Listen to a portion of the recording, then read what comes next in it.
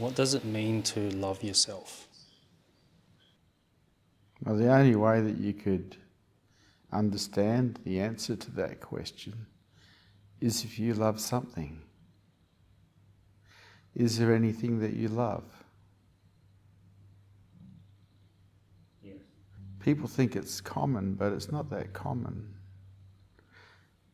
Primal bonding is common, where people are primarily bonded to their partners, to their children, to their parents, to their brothers, to their sisters, to their friends.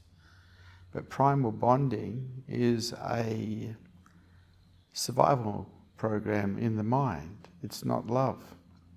Though love can appear in primal bonding, but it's not necessarily love. In my experience, love only is perceived in openness, not in closure, not in defendedness, not in resistance.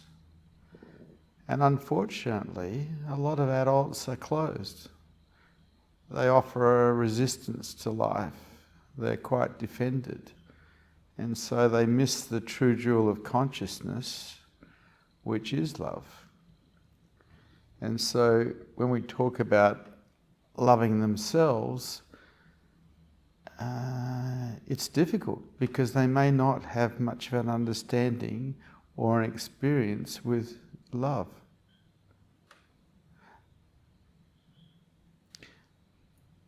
I was 33 years old before I experienced unconditional love. Up until then, I had been married, and I thought that I loved my wife. I thought that I loved my mother and my father and my brothers and my sister and my friends, but it was all primal bonding. And in primal bonding, there's a dead giveaway. It's called attachment. In unconditional love, there is no attachment. There is no ownership. There's no trying to hold on to.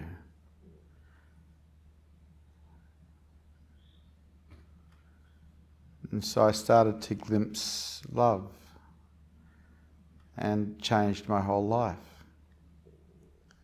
It's why I gave my businesses away, because I realised that as a businessman I'd been successful, but I was broke. Not financially, I was very well off financially, but I was broke because I didn't have unconditional love in my life. I had primal bonding, but I didn't have unconditional love. And I realised there was a difference. I also realised that not many people realise there is a difference. They think that their primal bonding they have with the people who are close to them is love. It's a survival mechanism that keeps people together for the survival of the species. But once I tasted unconditional love, I realised that I was broke.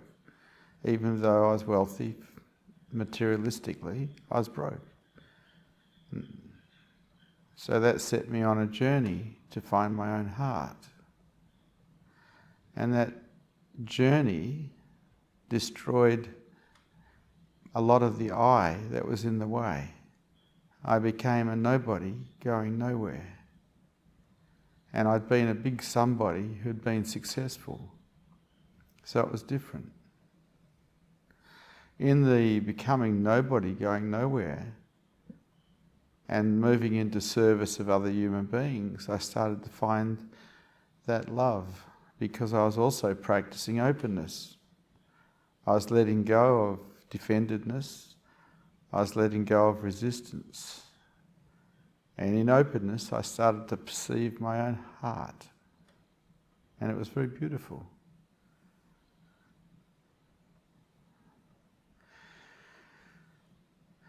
It is the most beautiful thing a human being can experience. There is nothing like it. One of the things I noticed about unconditional love is it doesn't own anything. It's not attached to anything.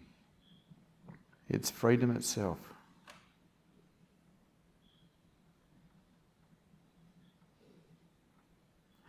Anything else, Tosh? Yes.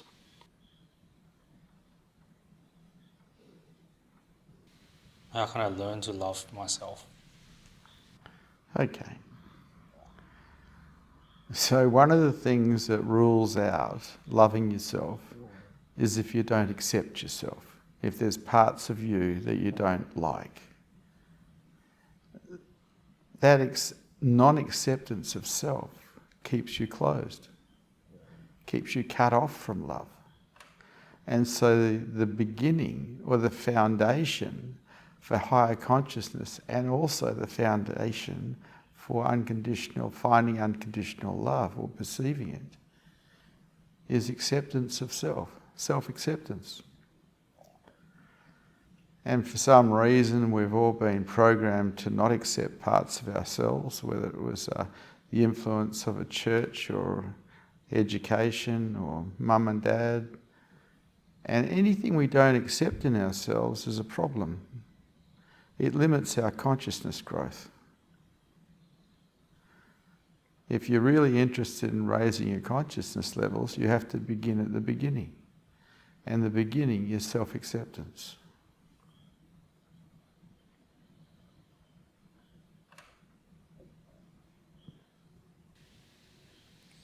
How to resolve obstacles to self-love or love, such as low self-worth and judgment? I just answered that question. Low self-worth doesn't exist if you accept yourself totally. Low self-worth is a result of not accepting yourself.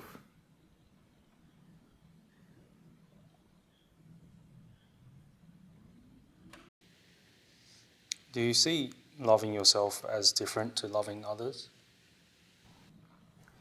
If you can't love yourself, you're going to have a tremendous problem loving others.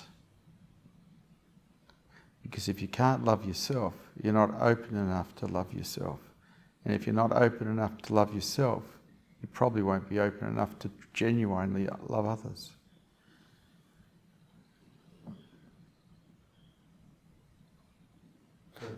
See, there's an assumption in human adults that everybody loves. It's an assumption that's actually out of touch with reality. Because people experience primal bonding, they think they love. If you're closed, if you're defended, you're not going to perceive a great deal of love. It's just the way it is.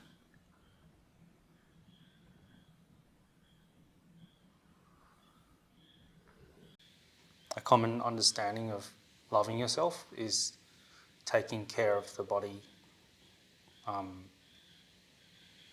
getting yourself a massage, eating good food.